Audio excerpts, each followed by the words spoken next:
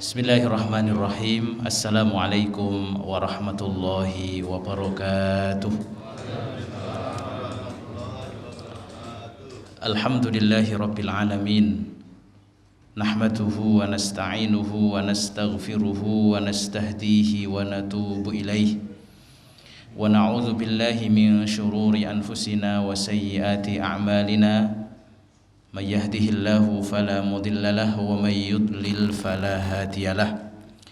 Asyhadu an la ilaha illallah wahdahu la syarika lah wa asyhadu anna Muhammadan abduhu wa rasuluhu la nabiyya wa la rasula ba'dah. Allahumma salli wa sallim wa barik wa an'im ala sayyidina wa syafi'ina wa qurrati a'yunina Muhammadin sallallahu alaihi wasallam wa ala alihi wa ashabihi wa man ihtada bihudahu ila yaumiddin. Usikum wa iyaya nafsi bitaqwallahi azza wa jalla faqad fazal muttaqunal mu'minun. Allahumma alimna ma yanfa'una wanfa'na bima 'allamtana wa zidna ilma, amma ba'du. Jamaah salat subuh yang dimuliakan Allah Subhanahu wa taala, bapak-bapak, ibu-ibu, saudara sekalian, marilah pada kesempatan pagi yang berbahagia ini kita awali kultum kita dengan memanjatkan puji syukur kehadirat Allah Subhanahu wa taala di Ramadan yang pertama bagi yang mengikuti ru'yatul hilal, dan Ramadan yang kedua bagi yang mengikuti hisab. Alhamdulillah kita dipertemukan oleh Allah Subhanahu wa taala dalam keadaan sehat walafiat, sehat jasmani, sehat rohani, dan terus menerus di atas kebaikan dan meningkatkan kebaikan sampai akhir hayat kita. Salawat beriring salam semoga senantiasa terlimpah curahkan kepada junjungan kita Nabiullah Muhammad sallallahu alaihi wasallam, kepada keluarganya, para sahabatnya, tabi'in, tabi'ut tabi'in, dan mudah-mudahan kita semua termasuk orang-orang yang istiqomah berpegang teguh dengan ajaran-ajarannya dan di akhirat nanti kita mendapatkan syafaatnya. Baik jamaah sekalian, ini serasa khutbah Jumat karena jamaahnya penuh ya. Biasanya hari Ahad pertama itu kalau enggak Ramadan pakai kursi dan meja ya. Kemudian jamaah yang putra sebelah sana, yang putri sebelah sini. Tapi karena ini tidak muat, masya Allah, berkahnya Ramadan itu masjid di mana-mana penuh. Mudah-mudahan di sini tetap seperti ini ya. Kecuali kalau sudah sebagian mudik ya, ini lain urusannya ya. Nanti memakmurkan masjid di tempat mudik masing-masing.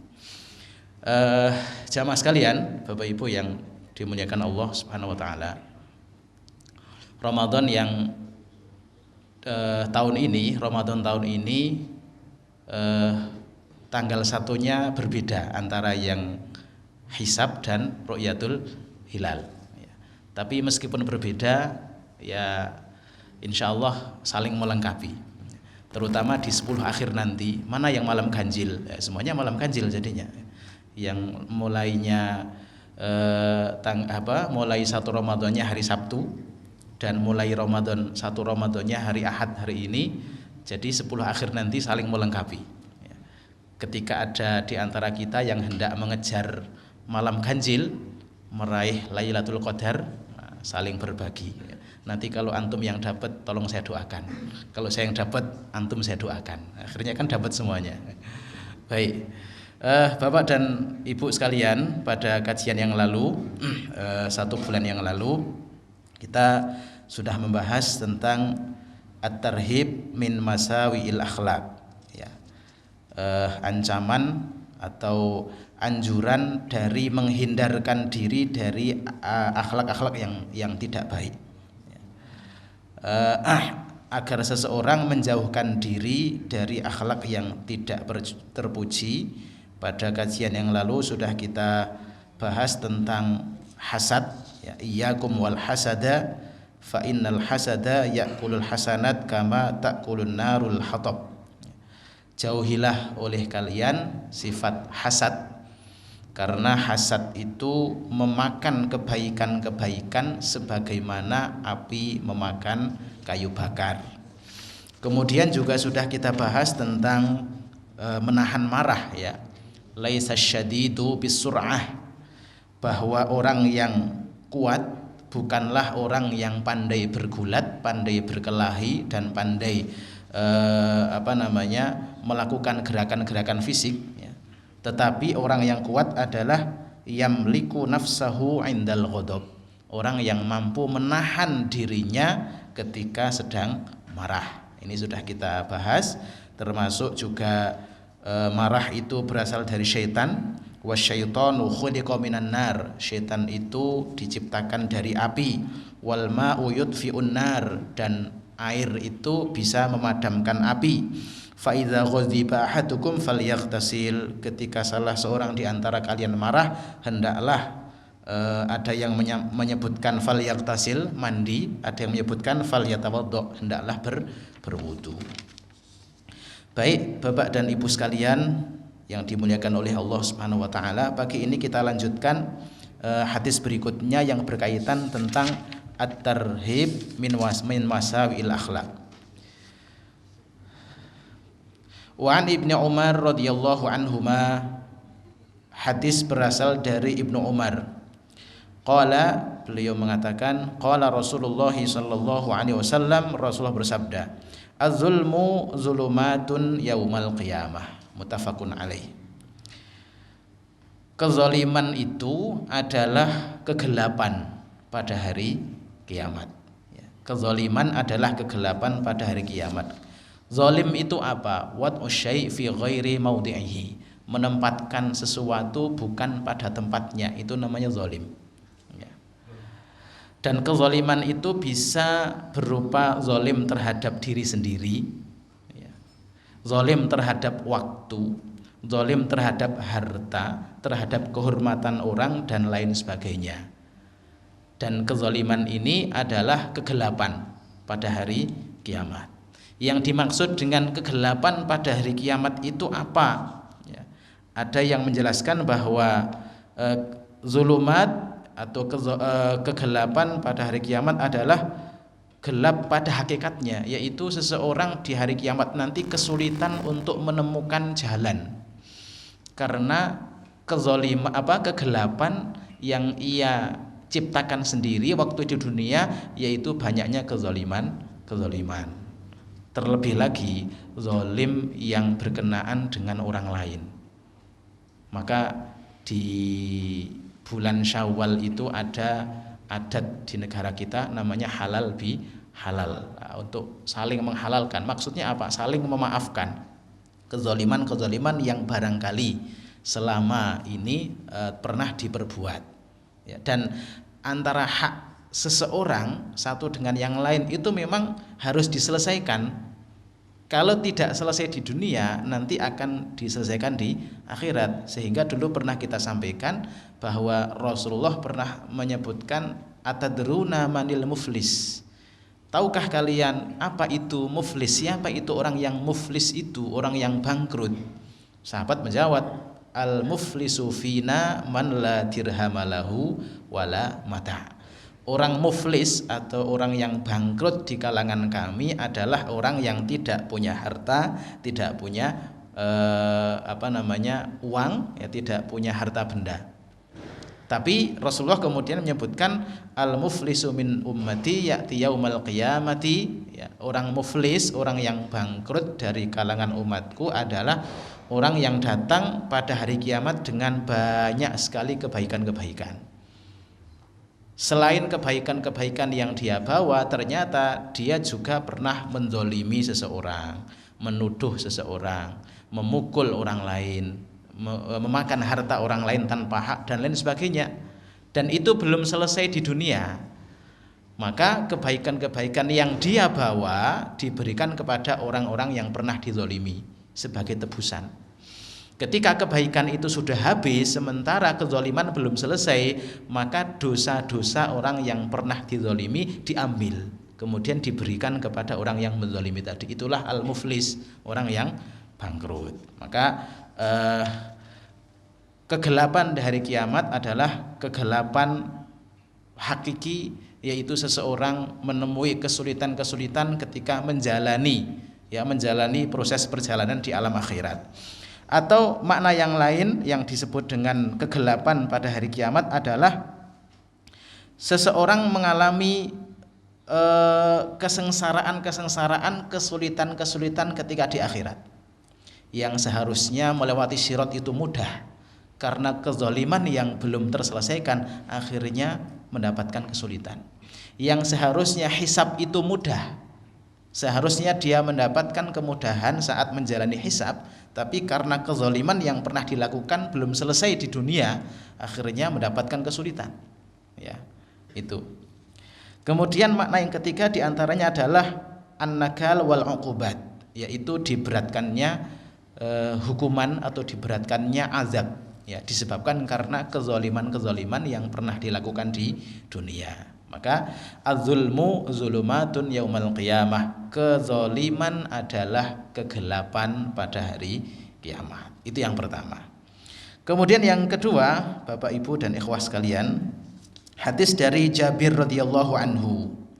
Rasulullah SAW bersabda, ittaquz zulma, hati-hatilah kalian dengan sikap zalim. Fa inna zulma zulumatun yaumal qiyamah, karena kezaliman itu adalah kegelapan pada hari kiamat. Wattaqus syuhha, dan waspadalah oleh kalian sifat syuh. Syuh itu atasnya bakhil, ya, atasnya bakhil. Nanti kita jelaskan apa itu syuh, apa itu bakhil, ya.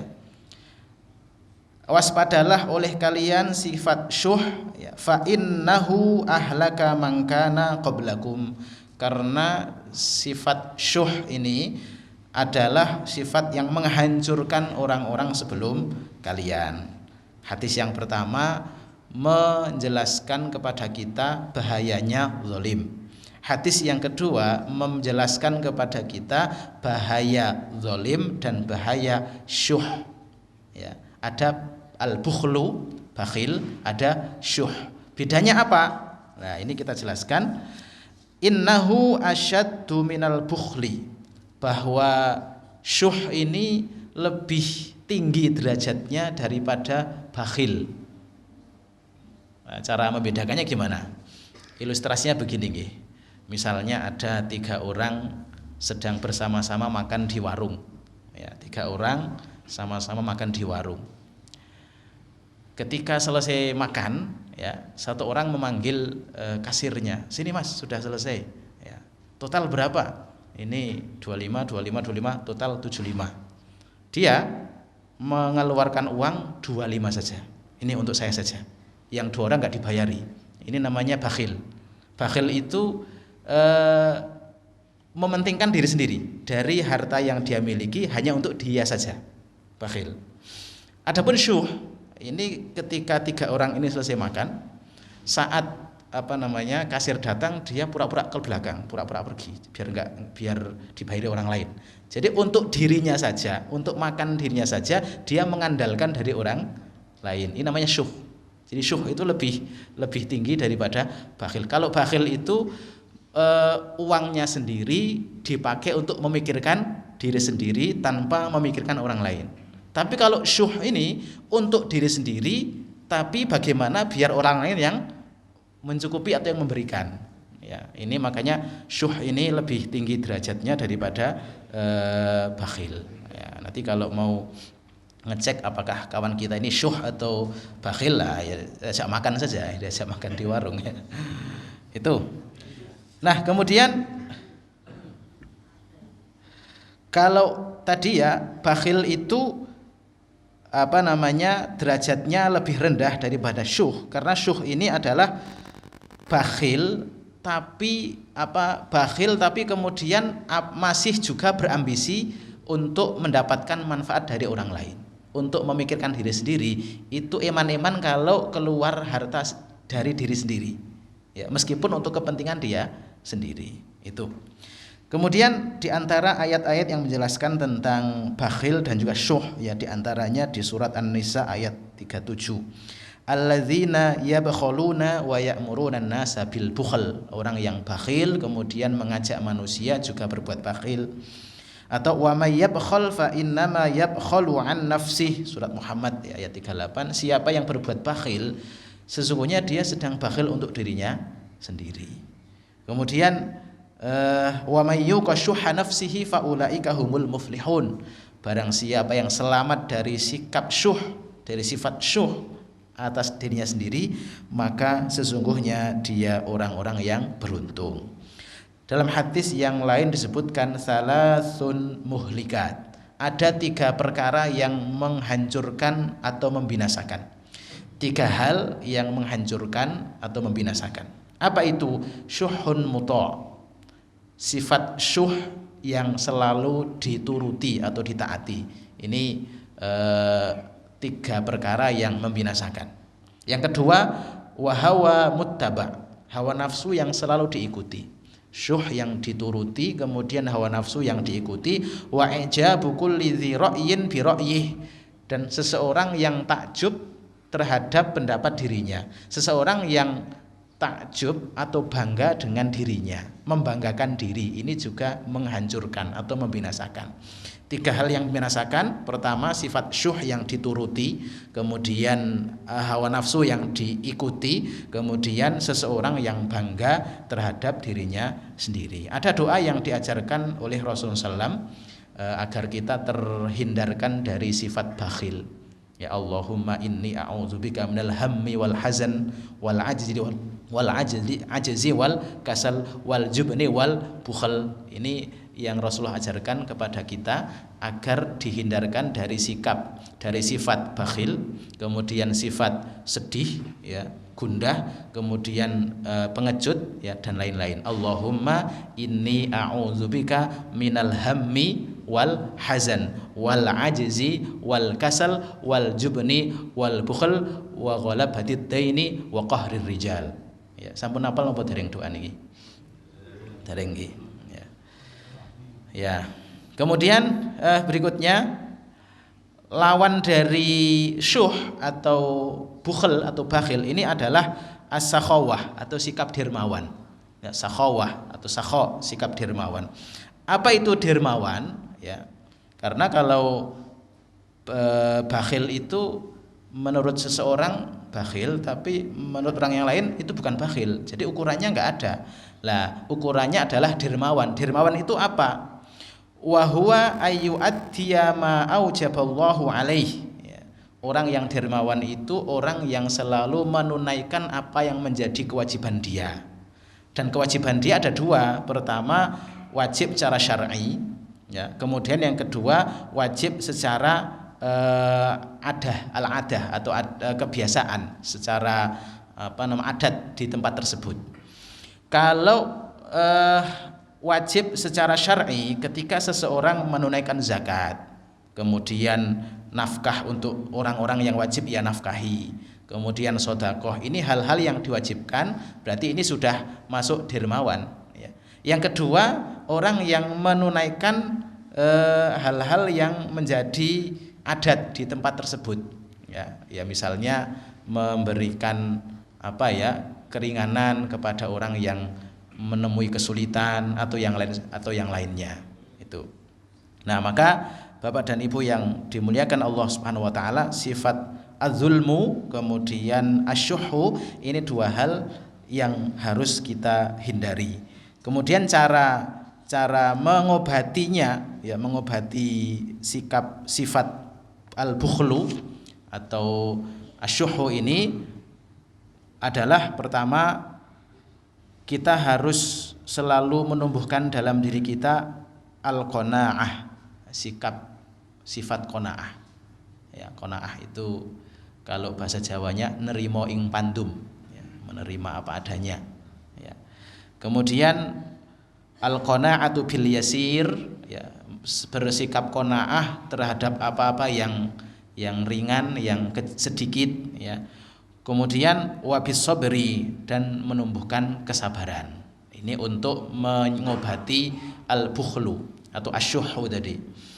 Kemudian yang kedua adalah mengobati dari penyakit tulul amal atau panjang angan-angan, ya, terlalu banyak ini angan-angannya, terlalu panjang angan-angannya, dengan cara apa? Min dzikril maut, memperbanyak zikir kematian, ya, mengingat-ingat kematian itu yang akan menjadikan kita terhindarkan dari sikap panjang angan-angan. Kemudian yang terakhir dari pembahasan pagi hari ini berkaitan dengan at-tarhib min masawil akhlak adalah Rasulullah SAW bersabda, inna akhwafa ma akhafu alaikum asyirkul asghar. Sesungguhnya sesuatu yang sangat aku khawatirkan, sesuatu yang sangat aku takutkan terhadap kalian, asyirkul asghar, yaitu syirik kecil. Syirik kecil ini sesuatu yang sangat dikhawatirkan, sesuatu yang sangat ditakutkan oleh Rasulullah SAW, ya. Apa itu ar-riya? Yaitu perbuatan riya. Syirik kecil yang sangat dikhawatirkan terhadap oleh Rasulullah SAW terhadap kita semua, ya. Rasulullah khawatir, ya, penyakit ini apabila menjangkiti kita semuanya, yaitu ar-riya. Apa itu riya? Ya. Berasal dari ro'a yara, ya, ar-ru'yah, yaitu melihat. Maksudnya segala sesuatu adalah pertimbangannya penglihatan manusia. Ayyara ghairuhu khilafa ma huwa alaihi, ya. Apa yang dilihat oleh kebanyakan manusia itu berbeda dengan yang sesungguhnya. Ketika bersama orang lain itu sholat Masya Allah bisa panjang, ya. Tapi ketika sendiri ini sholatnya kilat, super kilat, ini namanya riya. Jadi melakukan sesuatu itu bagaimana orang lain melihat. Nah, tanda-tanda orang riya itu dia semangat kalau bersama, tapi kalau pas sendiri dia tidak ada semangat sama sekali untuk beribadah. Saat bersama-sama, ya, bahkan ingin terdepan. Tapi saat tidak bersama dia akan lemah, ya. Atau yang lainnya, dia akan semangat ketika dipuji, tapi saat dicela kemudian dia akan lemah. Nah, ini diantara tandanya. Dan pembahasan tentang riya ini sangat luas sekali. Saya sudah mengumpulkan beberapa pembahasan tentang riya, tapi tidak kita bahas pada pagi hari ini. Kemudian Bapak Ibu yang dimuliakan Allah Subhanahu wa taala, yang terakhir sebelum kita tutup, ya, sebagai nasihat untuk diri kami pribadi dan untuk Bapak Ibu sekalian. Kita sedang di awal Ramadan, baru mulai, ya, baru mulai. Sementara perjalanan masih ada, ya, kalau 29 ya masih ada 29 atau 30, ya 29, ya.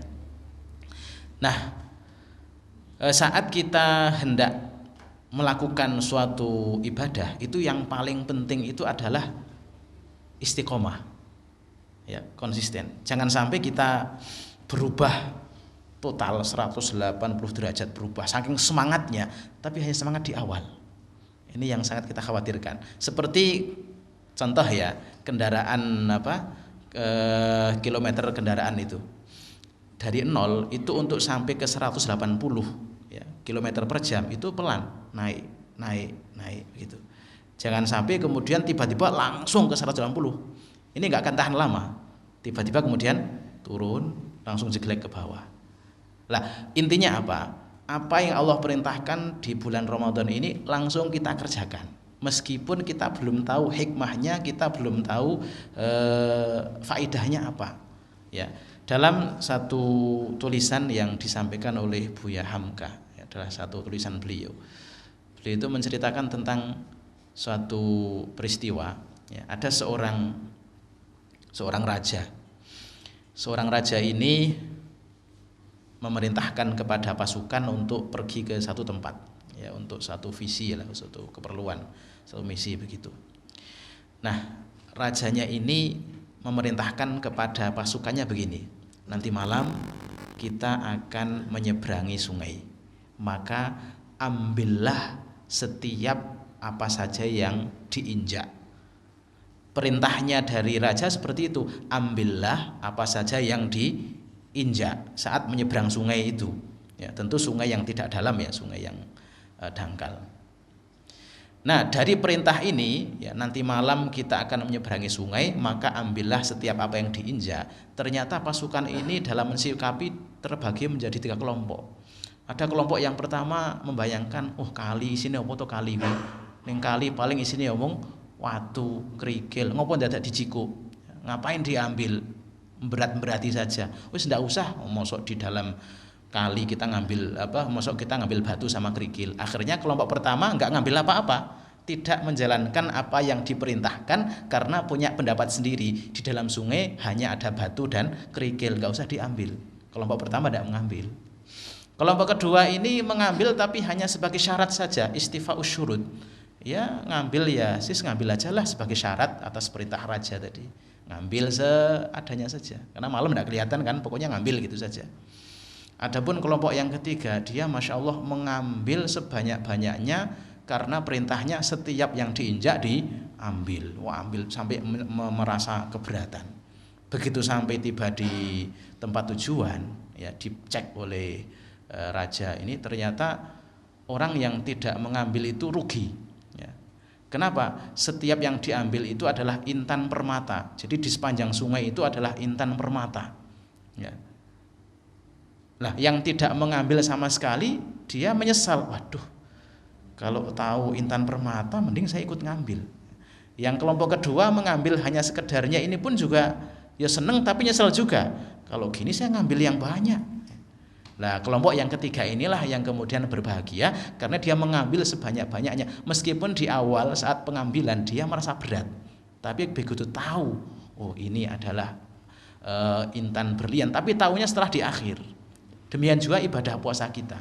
Kalau kita hanya yang penting tidak makan dan tidak minum, ini ya bukan puasa yang hakiki ini. Karena puasa yang hakiki itu adalah puasa yang bersih dari ucapan-ucapan kotor, bersih dari perkataan-perkataan dusta, dan bersih dari perbuatan-perbuatan yang haram. Jadi yang puasa itu bukan hanya nahan makan dan minum. Kalau hanya nahan makan dan minum, ya rubba shaimin, ya betapa banyak orang yang berpuasa tapi tidak mendapatkan apa-apa kecuali lapar dan dahaga. Jadi yang puasa semuanya, ya termasuk media sosial kita juga diusahakan berpuasa. Ya, maksudnya berpuasa itu ya sebarkan yang baik-baik saja. Ya, jadi kemudian juga untuk anak-anak muda gitu, jangan habiskan waktunya hanya untuk yang nge-game, hanya untuk langsung bersama Al-Qur'an. Waktu-waktu yang kosong 15 menit kita nganggur baca, ya dapat 1 halaman. Kemudian nanti kemana-mana bawa Quran, saat kita duduk sebentar ada 15 menit kita baca. Nah ini, karena ini waktu yang istimewa. Sekarang kita belum tahu manfaatnya. Pokoknya apa yang Allah perintahkan, Quran, puasa, zikir, lakukan sebanyak-banyak. Seperti kelompok ketiga tadi, pokoknya ambil saja. Yang di dalam sungai itu ambil saja. Nanti kita akan tahu setelah selesai kehidupan kita di dunia ini. Jangan sampai kita menyesal seperti kelompok pertama tidak mengambil apa-apa, atau seperti kelompok kedua mengambil hanya sekedarnya. Maka mari ya start ini kita tarik nafas dalam-dalam, kita ancang-ancang, kita bertahan, ya bertahan sampai akhir, bahwa puasa kita, tarawih kita, tilawah kita, infak kita, sedekah kita akan terus kita lakukan mumpung ini bulan yang penuh berkah, mumpung ini bulan yang istimewa, dan mumpung kita masih dipertemukan dengan bulan Ramadan. Belum tentu tahun depan kita masih ketemu lagi dengan bulan Ramadan. Saya kira demikian Bapak dan Ibu sekalian. Karena ini bulan Ramadan jadi tidak ada sarapan pagi. Biasanya kalau setelah kajian ada sarapan, ya ini sudah tadi sarapannya. Banyak kekurangan, kesalahan mohon dimaafkan. Aku qouli hadza astaghfirullah li wa lakum, subhanakallahumma wa bihamdika asyhadu an la ilaha illa anta astaghfiruka wa atubu ilaik. Walhamdulillahirabbil alamin. Assalamualaikum warahmatullahi wabarakatuh.